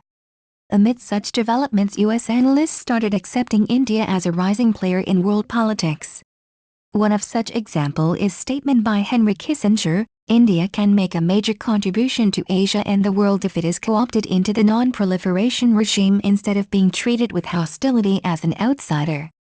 The basic line of U.S. policy in South Asia is appearing in place as the war against terrorism remains the top priority in the American foreign policy agenda during this time. So the Bush administration's second term also made strong relationship with India because US thinks continuing a good relation is a good counterweight to China to protect its strategic interests in Asia and the Asia-Pacific. However, rather than being an ally with one and against another, India prefers to improve its relations with the US and China. The United States continued its South Asia policy at the same time supporting economic, political and military ties with India, converging the interests of both nations by the time the relation is becoming deeper, stronger and healthier. Considering the new issues involved in the recently transformed relations and the existing impression of cautiousness, neither country would be willing to jeopardize their relationship. Still, commitment and understanding towards each other's national security interests will go a long way to give a definitive shape to this relationship. Bibliography, books and journals. Ambrose S.E. 1993, Rise to Globalism, American Foreign Policy Since 1938 feet. Penguin B. Dipankar, 2006. An Overview of Indo-US Strategic Cooperation, A Roller Coaster of a Relationship in Ganguly, ed. 2006. US-Indian Strategic Cooperation into the 21st Century More Than Words. London, Routledge 61B AJPAIK, 1999. India-US Foreign Policy Concerns, Cooperation and Conflict Concerns in Birch K. Gary ed. 1999. Engaging India's Strategic Relations with the World's Largest Democracy. London, Routledge, 193 Balchandran G. 2008. Indo-US Relations in the Post-Sanctions Era. Sisodia N.S., eds. 2008. India-US Relations, Addressing the Challenges of the 21st Century. New Delhi, Magnum 35 Birch K. Gary ed. 1999. Engaging India's Strategic Relations with the World's Largest Democracy. London, Routledge, 109, 213 Bhaskar CU, 2008. Systemic Compulsions in India-US Relation. Sisodia N.S., eds. 2008. India-US Relations, Addressing the Challenges of the 21st Century. New Delhi, Magnum 25 Charles H. Percy, 1992. South Asia's Takeoff, Foreign Affairs, Winter 1992/93 Carter, A. 2006. America's New Strategic Partner. Foreign Affairs July-August 2006 Chari, PR, 1999. Indo-US Relations, Non-Proliferation Concerns in Birch K. Dasgupta, 2002. War and Diplomacy in Kashmir 1947-48, New Delhi, Sage Dixit A, 1999. Indo-US Convergence on CWC and BTWC, Assessing the Possibilities of Cooperation Concerns in Birch K. Gary ed. 1999. Engaging India's Strategic Relations with the World's Largest Democracy. London, Routledge, 135 Danielle, 2008. Today's Global Proliferation Challenges, Some Thoughts on Potential India-US Cooperation. Sisodia N.S., ed. 2008. India-US Relations, Addressing the Challenges of the 21st Century. New Delhi, Magnum 71.S, 2008. Setting the Framework for Engagement. Sisodia N.S., ed. Sisodia N.S., ed. 2008. India-US Relations, Addressing the Challenges of the 21st Century. New Delhi, Magnum 71 Deepa Alapalli and Roger Ramana, 1995. US-India Tensions, Misperceptions on Nuclear Proliferation. Janfred Gary ed. 1999. Engaging India's Strategic Relations with the World's Largest Democracy. London, Routledge, 3 Ganguly and Scobell, 2006. US-Indian Strategic Cooperation, An Elusive Partnership. Routledge Gupta v. 2008. South Asia, The Road Ahead. Sisodia N.S., ed. 2008. India-US Relations, Addressing the Challenges of the 21st Century. New Delhi, Magnum 149 G. Sumit and ed. 2006. US-Indian Strategic Cooperation into the 21st Century. Routledge G. H. John, 2006. US-India Military-to-Military Interaction, in the Context of the Larger Relationship in Ganguly, ed. 2006. US-Indian Strategic Cooperation into the 21st Century More Than Words. London, Routledge 113 G. Sumit and S. Bryan Introduction, in Ganguly, ed. 2006. US-Indian Strategic Cooperation into the 21st Century More Than Words. London, Rutledge 1 S. 1999, Re-energizing the debate, Indo-US nuclear issues concerns in Grillades and Sachs and the J. 1999, the emergence of Indo-US defense cooperation, from specific to diffuse reciprocity concerns in Birch K. Gary ed. 1999, engaging India's strategic relations with the world's largest democracy, London, Rutledge, 144 S and QPTR, 1999, Non-Proliferation Export Controls, U.S. and Indian Perspectives Concerns in Birch K. Gary ed. 1999, engaging India's strategic relations with the world's largest democracy, London, Rutledge, 169 Ganguly S. 1990, U.S. Policy toward South Asia Westview Press Ganguly, Sumit, 2001, Conflict Unending, India-Pakistan Tensions Since 1947. Columbia University Press New York Gary R. Hess, 1971, America Encounters India, 1941–1947, Baltimore, Johns Hopkins Press, H.T. Devin, 2006, Are We Present at the Creation? Alliance Theory and the Indo-US Strategic Convergence, in Ganguly, ed. 2006, U.S.-Indian Strategic Cooperation into the 21st Century More Than Words, London, Rutledge 11 Jain, Rashmi, ed. 2006, The United States and India 1947–2006, a documentary study, Radiant Publishers Cox. D. 2002, India's Fine Balance, June 2002, Foreign Affairs Cox D. 1992, India and the United States, Estranged Democracies 1941–1991 Fate National Defense University, Washington Capper A. eds. 2002, India and the United States in a Changing World New Delhi, Sage Cox, D. 1993, Estranged Democracies, India and the United States 1941–1991, New Delhi, Sage Publications, Kissinger, Henry, Does America Need a Foreign Policy? New York, Simon & Schuster, 2003, pages 157. Matu A. 1999, Shadow of the Dragon, Indo-US Relations and China Concerns in Mainon S. 2008, A Global Partnership, in Sisodia NS, ed. 2008, India-US Relations, Addressing the Challenges of the 21st Century, New Delhi, Magnum 9 CR, 2008, Indo-US Relations, The Trend Lines, in Sisodia NS, ed.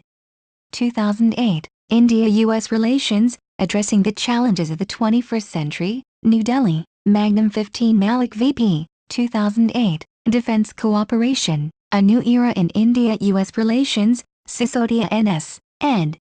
2008, India-US Relations, Addressing the Challenges of the 21st Century, New Delhi, Magnum 201. Malik VP, 2006, Indo-US Defense and Military Relations, From Estrangement to Strategic Partnership in Ganguly, ed. 2006, U.S.-Indian Strategic Cooperation into the 21st Century More Than Words, London, Routledge 82 Mohan, Siraja, 2003, Crossing the Rubicon, The Shaping of India's New Foreign Policy. New Delhi, Viking and Polly, 2006, Prospects for U.S.-India Counterterrorism Cooperation, An American View in Ganguly, ed. 2006, U.S.-Indian Strategic Cooperation into the 21st Century More Than Words, London, Routledge 131 Paul TV, ed. 2002, India and the World Order, Searching for Major Power Status Cambridge. Pan M.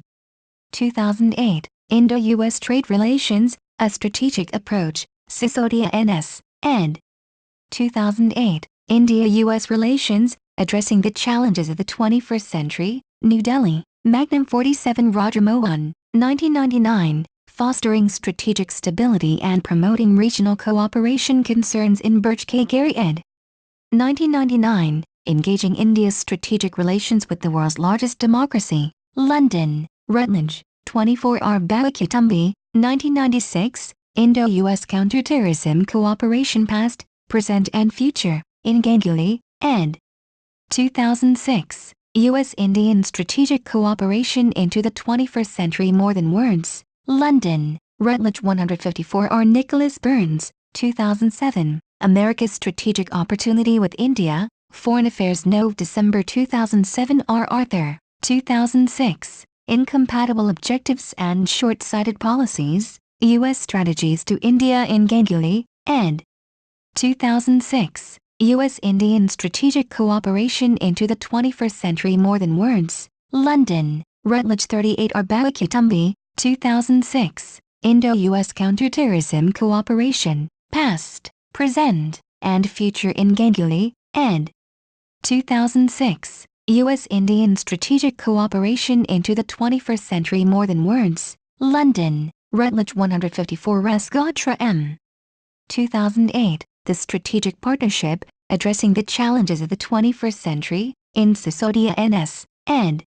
2008, India-U.S. Relations, Addressing the Challenges of the 21st Century, New Delhi, Magnum 3 Spanier J. 1983, American Foreign Policy Since World War II, Holt, Reinhardt and Winston, Singh, Jaschit, 1998, Nuclear India Institute for Defense Studies and Analyses Singh N.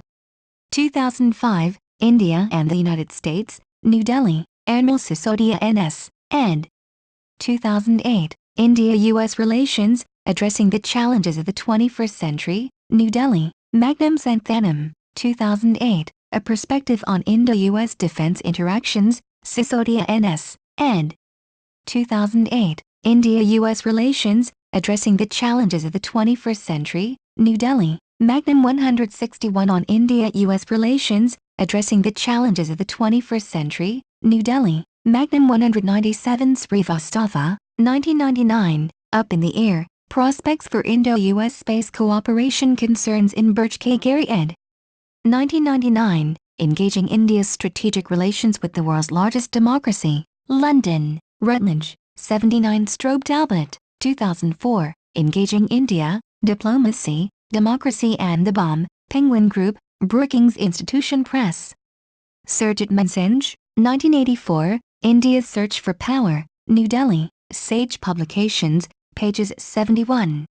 S. Farron, 2006, Limited Cooperation Between Limited Allies, India's Strategic Programs and India-U.S. Strategic Trade in Ganguly, ed.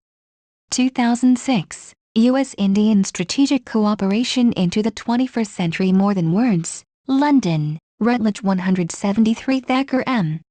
1999, Coping with Insecurity, The Pakistani Variable in Indo-U.S. Relations Concerns in Birch K. Gary ed.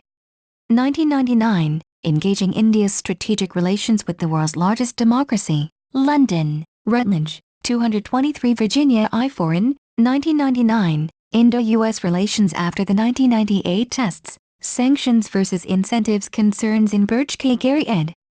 1999, Engaging India's Strategic Relations with the World's Largest Democracy, London, Rutledge, 40 online resources. The Economist Fragile State December 5, 2008 available through http://www.economist.com/ agenda/ displaystory.cfm !story_id equal 127488832 FSRC equal RSS mode equal comment intent equal post top assessed on May 17, 2009. The Economist India's Futures September 2008 available through http://www.economist.com/ displaystory.cfm !story_id equal 123271226 assessed on June 15, 2008. The Economist and Elephant, Not a Tiger available through http://www.economist.com/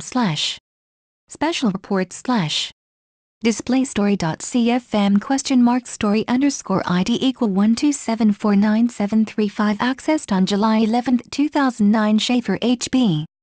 2001, Reconsidering the U.S. Role. The Washington Quarterly Spring 2001 available through http://www.twq.com/ /01 spring/ Schaefer.pdf accessed on July 10, 2009. Shuas David, 2003, U.S. Policy Toward India and Pakistan in the Post-Cold War Era available through http://www.2.co.edu/.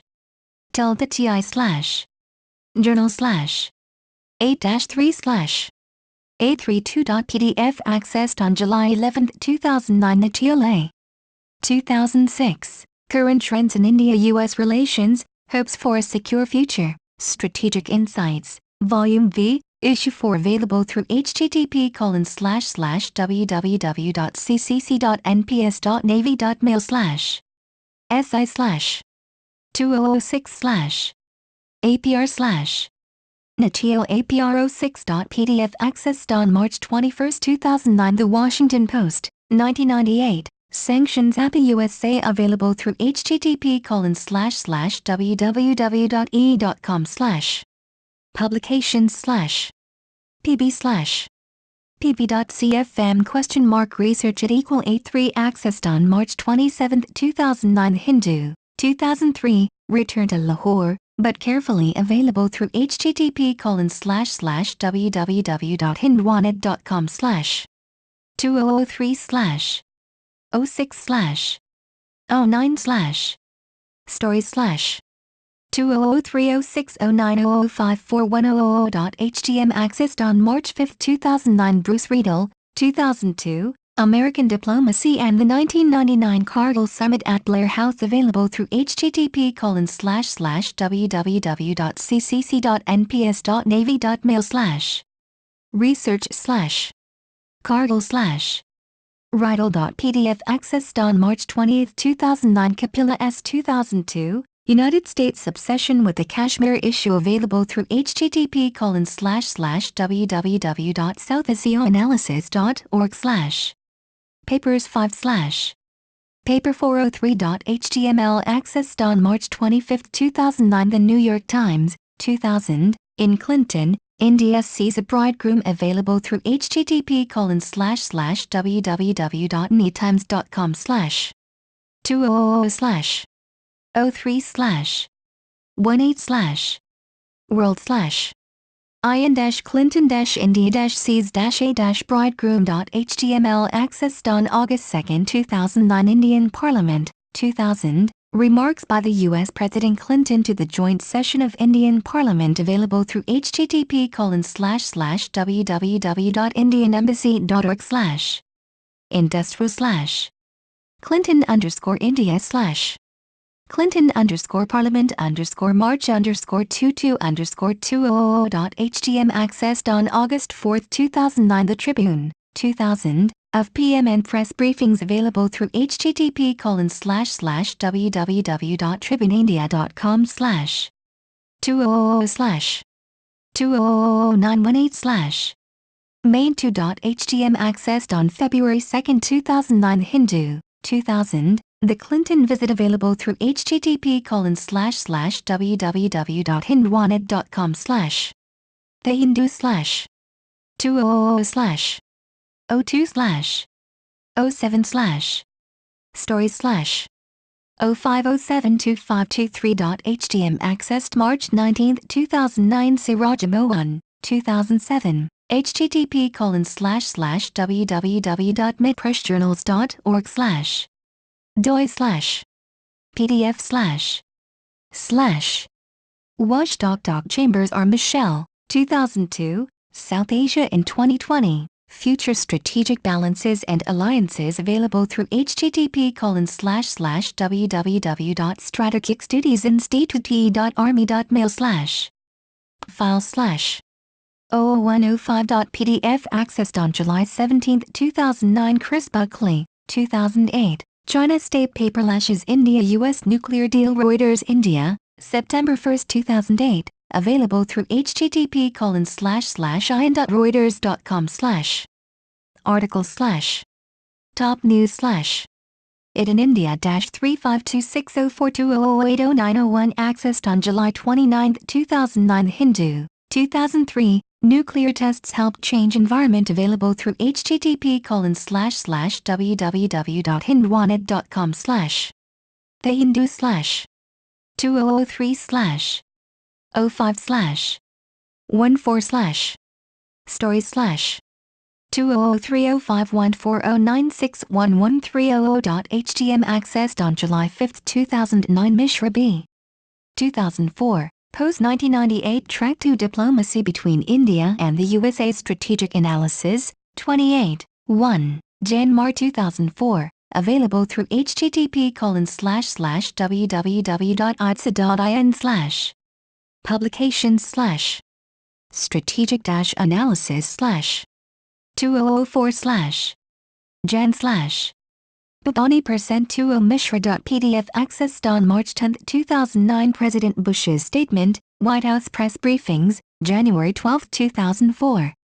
Available through http://www.fast.org/ sgp/ bush/ index.html accessed on March 15, 2009 Arthur G. Rubinoff, 1996, Contradictory Policies, Indo-American Relations in the Clinton-Rao Years available through http://www.jstor.org/ pss/ 2761184 accessed on August 12, 2009. TV poll, 1998, The Systemic Basis of India's Challenge to the Global Nuclear Order. The Non-Proliferation Review available through http://cns.mis.etches/ npr/ pdfs/ poll61.pdf accessed on August 19, 2009. Indian Embassy, 2000, Clinton visit available through http://www.indianembassy.org/ industrial/ Clinton_India/ home.html accessed on March 21, 2009. Teresita C. Schaefer, 2001, The U.S. and South Asia, New Priorities, Familiar Interests available through http://xis.org/ file/ media/ xis/ pub/ sam38.pdf accessed on July 19, 2009. Yasheng Huang et al., 2003, Can India Overtake China? Foreign Policy, July-August 2003 available through http://www.hvk.org/ article/ 0703/ 6.html accessed on July 21, 2009. Manjeet Kripalani et al., 2006, The Rise of India available through http://www.nascom.org/ nascom/ templates/ normalpage.aspx $ID = 44614 accessed on July 27, 2009. Ram Narayanan, 2005, Is a solid and a comprehensive U.S.-India strategic partnership inevitable? Available through www.usandifreeandship.net accessed on June 15, 2009 BBC, online, 2009, Rising India available through http://www.bbc.co.uk/ World Service/ Special/ 1658_WAG_India/ accessed on May 27, 2009. Lahore Declaration, accessed online available through http://www.hisbmedia.com/ Kashmir %20 profile/ Lahore %20 declaration.htm accessed on July 19, 2009. Thank you for taking your time to listen to me. I hope you enjoyed learning about India-US relations, international relations dissertations as much as I did. Kindly remember that you can get a custom, plagiarism-free essay at Squid Essays for as little as $10. The link is in the description. See you next time.